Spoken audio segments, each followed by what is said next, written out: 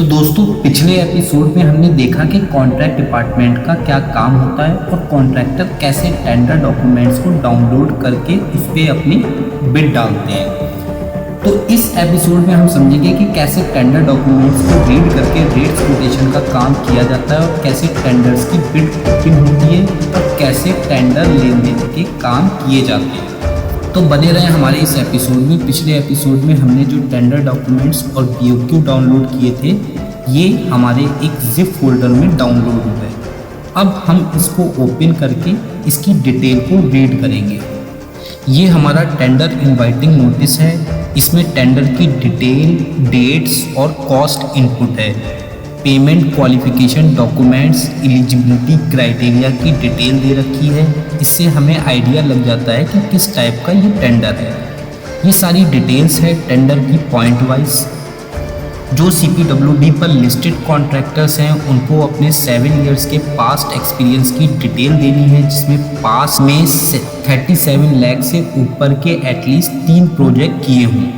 और जो non CPWD agencies हैं उनको पास्ट एक्सपीरियंस में 74 लाख से ऊपर का काम शो करना है। टोटल प्रोजेक्ट की ड्यूरेशन है 120 डेज। एक बार बिड सबमिट करने के बाद रेट्स को मॉडिफाई रीसबमिट कर सकते हैं लास्ट डेट से पहले। 1,85,354 रुपये का डिमांड ड्राफ्ट बनाकर सबमिट करना है एग्जीक्यूटिव इंजीनियर PWD को। ये हमारी लास्ट डेट है और लास्ट डेट को ये बिड ओपन हो जाएगी और रिजेक्ट कर दी जाएगी अगर एलिजिबिलिटी क्राइटेरिया मैच नहीं होता। अगर EMD डिपॉजिट नहीं किया, GST और अदर डॉक्यूमेंट्स अगर सबमिट नहीं किए, डॉक्यूमेंट्स में कोई कमी या हार्ड कॉपी सबमिट नहीं की, प्रीवियस 5 साल में कहीं ब्लैकलिस्ट हुई है कंपनी, जिसकी बिड एक्सेप्ट होगी फाइनली उसको परफॉर्मेंस गारंटी की बिड अमाउंट 5% सबमिट करनी है। Registration licence, labour licence, PF, ESI ये सबमिट करना है। बिड फाइनल होने के बाद कॉन्ट्रैक्टर को अपना सारा मटेरियल्स, टूल्स, प्लांट, पानी, बिजली और वर्कर की एकोमोडेशन का सारा इंतज़ाम खुद करना होगा।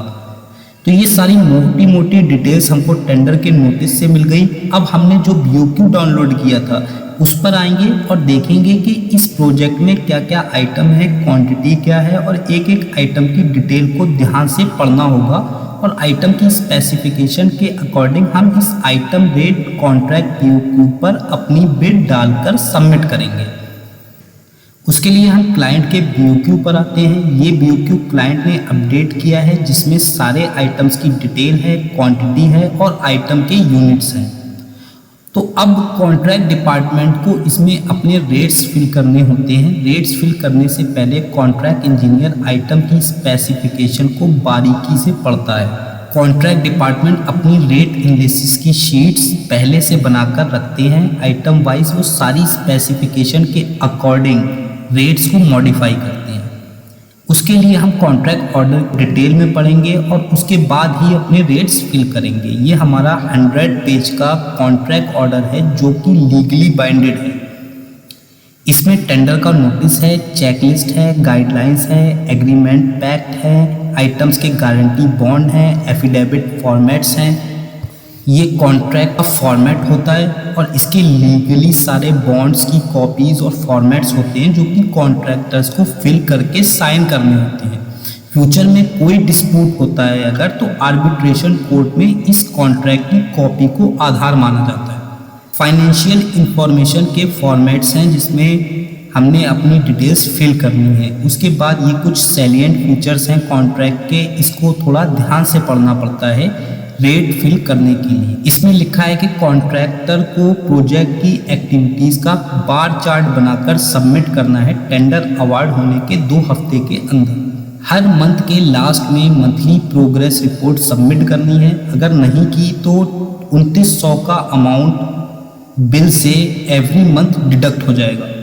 वाटर और इलेक्ट्रिसिटी का अरेंजमेंट कॉन्ट्रैक्टर को खुद ही करना है। इसका कोई एक्स्ट्रा पेमेंट क्लाइंट नहीं देगा। अब ये पॉइंट इम्पॉर्टेंट होता है कि अगर हमने अपनी सारे पॉइंट्स को पढ़ने के बाद ही रेट्स फिल करनी है, अदरवाइज बाद में बहुत प्रॉब्लम होती है और लॉसेस फेस करने पड़ते हैं।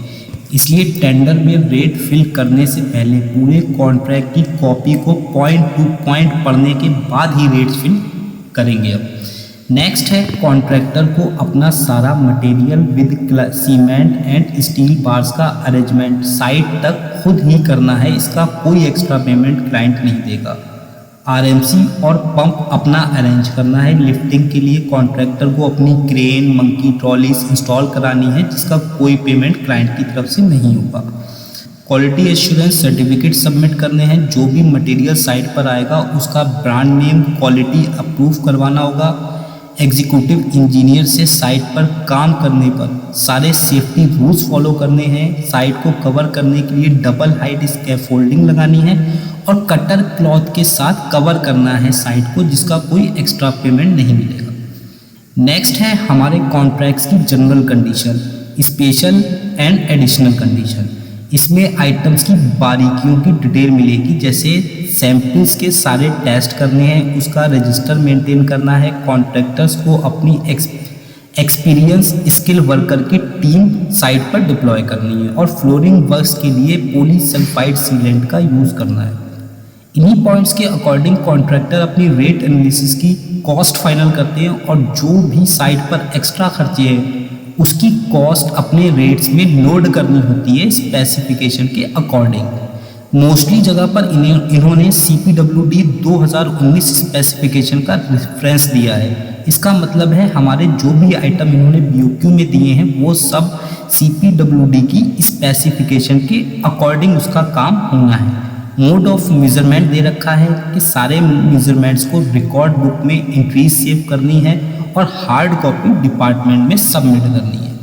सीमेंट और स्टील की स्पेशल कंडीशंस हैं, जिसमें नोटेड है कि सीमेंट और स्टील कॉन्ट्रैक्टर्स को अपने एक्सपेंसेस में प्रोक्योर करना है। 43 grade OPC cement, brand name ये हमारे ब्रांड नेम दे रखे हैं, इसमें से कोई सा भी ब्रांड हमें यूज़ करना है। सीमेंट को बल्क क्वांटिटी में साइट पर अवेलेबल रखना है। 20 टन सीमेंट साइट पर होना चाहिए, मीन्स 4000 बैग साइट पर एनी टाइम अवेलेबल होना चाहिए। कॉन्ट्रैक्टर को साइट पर अपना मिनिमम 1000 बैग्स का सीमेंट गोडाउन तैयार कराना है। सीमेंट को इंजीनियर इंचार्ज के साथ सारे सीमेंट बैग्स के टेस्ट करने पड़ेंगे और सैंपल की टेस्टिंग का सारा खर्चा कॉन्ट्रैक्टर को अपने पास से करना होगा, जिसका कोई पेमेंट क्लाइंट नहीं करेगा। एक इम्पॉर्टेंट पॉइंट है, इसमें नोटेड है कि अगर साइट पर सीमेंट कंजप्शन की क्वांटिटी थ्योरेटिकल क्वांटिटी से ज़्यादा हुई तो कोई भी एक्स्ट्रा पेमेंट क्लाइंट की तरफ से नहीं की जाएगी। मतलब ब्रिक वर्क की थ्योरेटिकल कंजप्शन फैक्टर है 1.25। अगर मेजरमेंट से मल्टीप्लाई करेंगे थ्योरेटिकल वैल्यू को तो जो क्वांटिटी आएगी वही पे की जाएगी। कॉन्ट्रैक्टर बोले कि मेरा सीमेंट ज़्यादा यूज़ हो गया तो उससे कोई मतलब नहीं है, थ्योरेटिकल जो वैल्यू आ रही है उसी पर ही पेमेंट की जाएगी।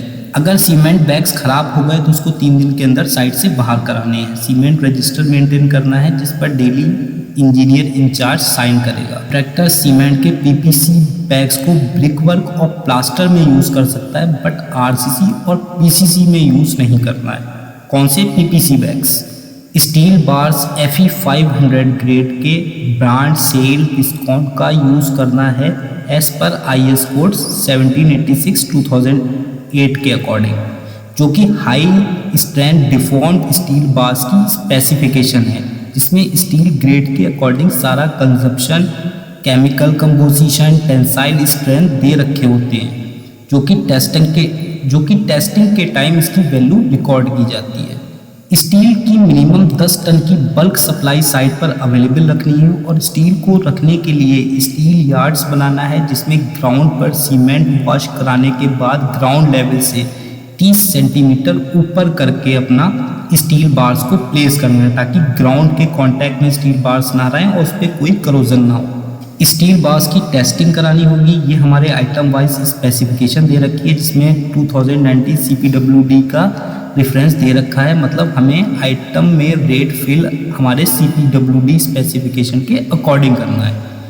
ये हमारी सारे आइटम्स की डिटेल दे रखी है। ये लिस्ट ऑफ इक्विपमेंट्स दे रखे हैं जो कॉन्ट्रैक्टर को साइट पर इंस्टॉल करने हैं अपने खर्चे पर।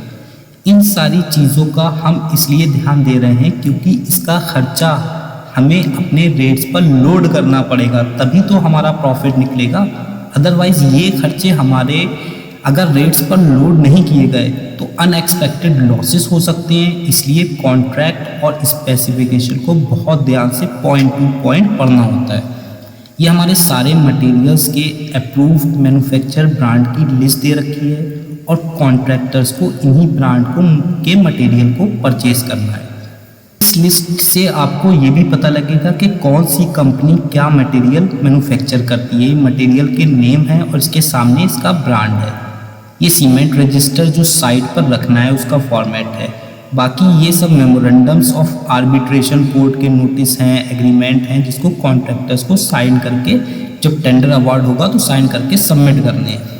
और लास्ट में ही हमारा फाइनली BOQ है, जिस पर कॉन्ट्रैक्टर्स ने अपने रेट फिल करके सबमिट करने हैं।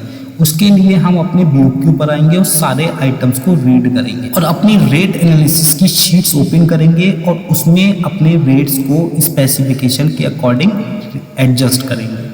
तो ये फर्स्ट आइटम हमारा PCC का है, जिसमें 1:5:10 का रेशियो की PCC बेड प्रिपेयर करना है, जिसकी हमारी क्वांटिटी है 20 क्यूबिक मीटर। और ये हमारा सेकंड आइटम है 1:3 का RCC का, जिसकी क्वांटिटी है 16 क्यूबिक मीटर। सेम इसी तरह से ब्रिक वर्क का काम है, टाइल्स का काम है, स्टील का काम है, कोटा स्टोन का काम है, डिस्टेम्पर्स और रिपेयर्स के काम है, पेवर लगाने हैं और प्लम्बिंग के हमारे काम है। सारे आइटम्स को समझने के लिए सबसे पहले हमने अपना सारे आइटम्स को शॉर्ट फॉर्म लिख लेंगे। उससे हमें क्लियर हो जाएगा कि इस आइटम में कौन सा वर्क है। तो ये हमने सबको शॉर्ट्स बना के सारा आइटम लिख लिया। अब हम अपनी रेट एनालिसिस की शीट्स पर चलते हैं। ये हमारे सारे आइटम की रेट एनालिसिस की शीट्स हैं, जिसमें सारे मटेरियल के कंजप्शन रेट्स और अमाउंट्स हैं।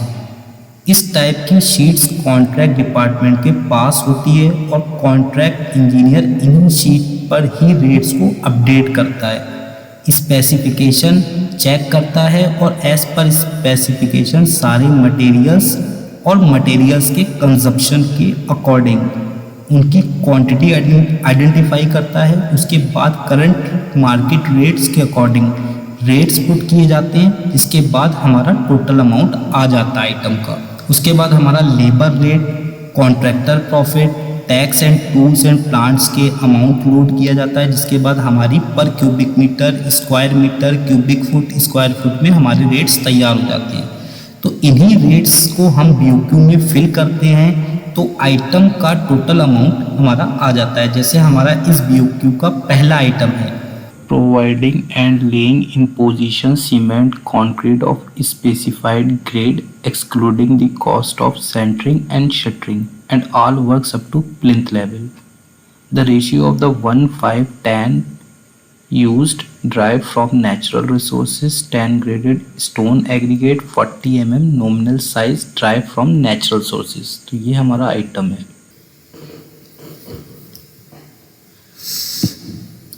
अब हम अपनी रेट एनालिसिस की शीट पर जाएंगे। ये हमारे आइटम की स्पेसिफिकेशन के अकॉर्डिंग हमने अपने रेट्स को मॉडिफाई किया है। 1:5:10 का ये हमारा PCC का आइटम है, जिसमें हमारे मटेरियल सीमेंट के 2.5 बैग्स यूज़ होंगे। उसके साथ कोर्स सैंड 20 mm के एग्रीगेट्स हैं, जिसकी क्वांटिटी है 0.5 एंड 0.9। सेम रेट्स के कॉलम में हम रेट्स पुट करेंगे। सीमेंट बैग्स का हमारा ACC का 320 का रेट चल रहा है अभी, तो 320 पुट कर देंगे। उसके बाद हमारी कोर्स एंड का रेट 30 रुपीज़ पर क्यूबिक फुट चल रहा है, तो इससे हम क्यूबिक मीटर में पुट कर देंगे 1059। उसके बाद एग्रीगेट का जो हमारा रेट चल रहा है वो हमारा चल रहा है 40 रुपये पर क्यूबिक फुट का, तो इसे भी हम क्यूबिक मीटर में इसमें पुट कर देंगे। उसके बाद ये हमारे लेबर और मैसन यूज़ होने हैं, तो लेबर हमारी लेबर प्रोडक्टिविटी के अकॉर्डिंग, जो हमारी लेबर प्रोडक्टिविटी है उसके अकॉर्डिंग हम PCC के लेबर कांस्टेंट हम इसमें पुट कर देंगे। उसके बाद हमने मैसन और लेबर्स के रेट पुट करने हैं, पंप की कॉस्ट लोड करनी है, टूल्स और अपना प्लांट का अमाउंट लोड करना है। उसके बाद हमने अपना 2% वाटर और इलेक्ट्रिसिटी का चार्ज ऐड करना है, क्योंकि हमने कॉन्ट्रैक्ट में मेंशन कर रखा है क्लाइंट ने कि कोई इलेक्ट्रिसिटी और वाटर का अरेंजमेंट क्लाइंट प्रोवाइड नहीं करेगा। तो ये है 2% कॉस्ट इस आइटम पर हमने लोड कर दी। उसके बाद 15% हमें अपना कॉन्ट्रैक्टर प्रॉफिट लोड करना है। उसके बाद हमने अपना पीएफ और लेबर ईएसआई का 4.25% ऐड कर लिया, जो कि हमारा सीपीडब्ल्यूडी के अकॉर्डिंग है। तो ये हमारा टोटल अमाउंट आ गया 1 क्यूबिक मीटर पीसीसी कराने का। इस अमाउंट को हम बीओक्यू में जाकर पेस्ट कर देंगे, तो ये हमारा पूरे आइटम की कॉस्ट आ गई। सेम इसी तरह से कॉन्ट्रैक्ट डिपार्टमेंट सारे रेट्स को फिल करते हैं बीओक्यू में, और सारे आइटम्स के रेट एनालिसिस की शीट के अकॉर्डिंग उसमें फिल करते हैं। इसी तरीके से हम सारे हमारी रेट एनालिसिस की शीट के अकॉर्डिंग सारे बीओक्यू में रेट्स फिल कर लेंगे, तो फाइनली हमारा बिड अमाउंट आ जाता है। उसके बाद हम अपने डॉक्यूमेंट्स को सेव करके वेबसाइट पर अपलोड कर देते हैं, एक हार्ड कॉपी डिपार्टमेंट को सेंड करते हैं। अब क्लाइंट के पास सबकी बिड पहुंच जाती है और गिवन डेट पर इस बिड को ओपन किया जाता है। सारे कॉन्ट्रैक्टर्स की बिड के डॉक्यूमेंट्स चेक होते हैं, और जिसकी बिड सबसे बिलो होती है विद उसके पास्ट एक्सपीरियंस को भी देखा जाता है। उसके बाद बिलो अमाउंट की बिड को फाइनल कर देते हैं और टेंडर को सेलेक्टेड कॉन्ट्रैक्टर को अवार्ड कर दिया जाता है। तो ये पूरा प्रोसेस होता है कॉन्ट्रैक्ट डिपार्टमेंट का टेंडर लेन देन का। टेंडर अवार्ड हो जाने के बाद यही कॉन्ट्रैक्ट डिपार्टमेंट फिर वेंडर, सप्लायर्स और लोकल कॉन्ट्रैक्टर्स को सर्च करके और उसके रेट फाइनलाइज करते हैं और अपने प्रोजेक्ट पर मटेरियल और लेबर फोर्स को अरेंज करते हैं। इसके बाद हमारे प्रोजेक्ट की फर्दर एग्जीक्यूशन स्टार्ट होती है। तो इस चैप्टर में हमने समझा कि कॉन्ट्रैक्ट डिपार्टमेंट के इंजीनियर और स्टाफ क्या काम करते हैं और टेंडर लेन देन में उनका क्या रोल होता है, और रेट्स हम अपने बीओक्यू पर कैसे रेट कोटेशन करते हैं। तो अपनी सीरीज में हम कंस्ट्रक्शन प्रोजेक्ट के स्टार्ट टू एंड सारी activities, installation method, billing, planning और डिज़ाइनिंग की कंप्लीट प्रोसेस आपके लिए लाए हैं, जिससे आपको घर बैठे कंपनीज के सारे वर्किंग रूल्स, प्रोजेक्ट स्किल्स और अपने एक्सपीरियंस को बूस्ट कर सकते हो बिना कहीं पर काम किए। तो इस चैनल को सब्सक्राइब कर लो और बेल आइकन को प्रेस कर लो ताकि कोई अपडेट आपसे मिस ना हो। Thank you.